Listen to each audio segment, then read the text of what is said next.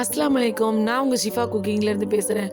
இன்றைக்கி நம்ம என்ன ரெசிபி பார்க்க போகிறோன்னா, ஒரு சூப்பரான, ரொம்ப டிஃப்ரெண்ட்டான, கொஞ்சம் கூட எண்ணெயே இல்லாத ஒரு சூப்பரான ஸ்நாக்ஸ் ரெசிபி தான்.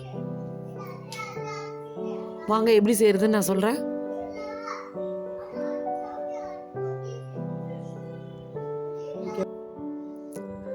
இங்கே நான் ஒரு பவுலில் ஒரு 1/4 கப் பிரியாணி அரிசி எடுத்துருக்கேன்.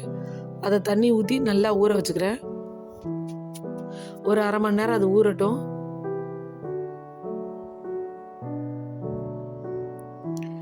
இங்கே ஒரு பவுலில் போன்லெஸ் சிக்கன் எடுத்துருக்கேன்.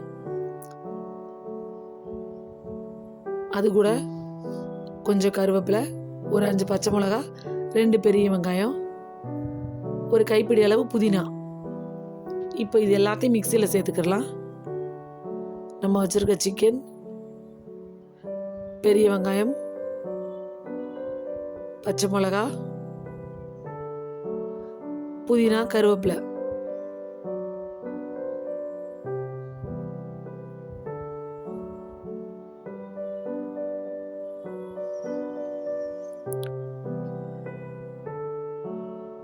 அதில் 1 ஸ்பூன் இஞ்சி பூண்டு பேஸ்ட், ஒரு 1/2 ஸ்பூன் தனியாத்தூள், 1/2 ஸ்பூன் கரம் மசாலா, 1/2 ஸ்பூன் மிளகுத்தூள், 1 ஸ்பூன் மிளகாத்தூள், தேவையான அளவு உப்பு. இதில் 1 குழிக்கரண்டி எண்ணெய் சேர்த்துக்கிறேன். இப்போ இது எல்லாத்தையும் நல்லா கிரைண்ட் பண்ணிக்கலாம். ரொம்ப நைஸாக அரைக்கணும்னு இல்லை, கொஞ்சம் கரகரப்பாக இருந்தாலே நல்லாயிருக்கும். இப்போ நான் அதை ஒரு பவுலில் மாற்றிக்கிறேன்.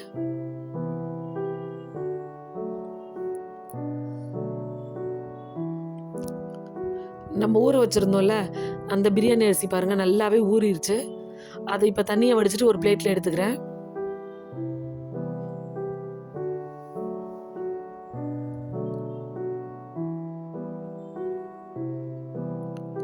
இப்போ நம்ம அந்த சிக்கனை எடுத்து ஒரு பால் மாதிரி உருட்டிக்கிடலாம்.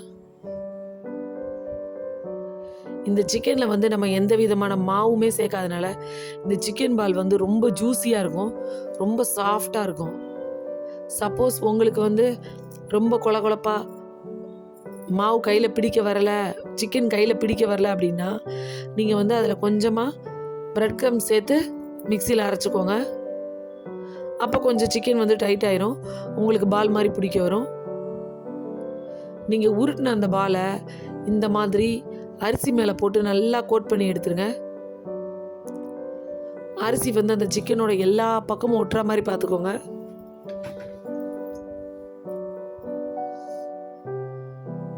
பார்த்தீங்களா, எல்லா இடத்துலையும் அரிசி ஒட்டுற மாதிரி நல்லா டைட்டாக ரோல் பண்ணி விட்டு கையில் கொஞ்சம் டைட்டாக ப்ரெஸ் பண்ணி விட்டுருங்க, இல்லைன்னா அது மேலே நிற்காது.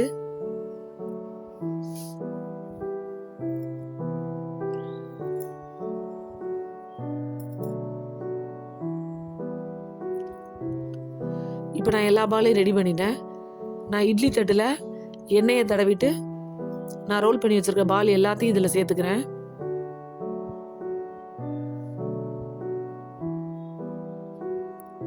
இப்போ இட்லி சட்டிலையும் தண்ணி நல்லா கொதிக்க வச்சுருக்கேன்.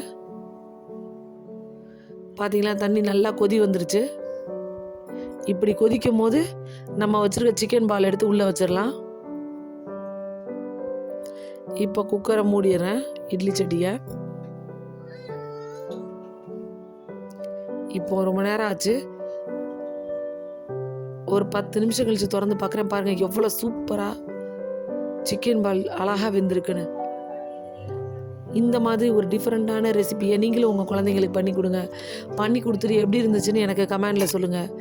என்னோட இந்த ரெசிபி உங்களுக்கு பிடிச்சிருந்துச்சுன்னா என்னோட சேனலை லைக் பண்ணுங்கள், ஷேர் பண்ணுங்கள், சப்ஸ்கிரைப் பண்ணுங்கள். மறந்துடாமல் பெல் ஐக்கானை கிளிக் பண்ணுங்கள். அப்போ தான் நான் போடுற புது புது வீடியோஸ்லாம் உங்களுக்கு நோட்டிஃபிகேஷனில் வரும்.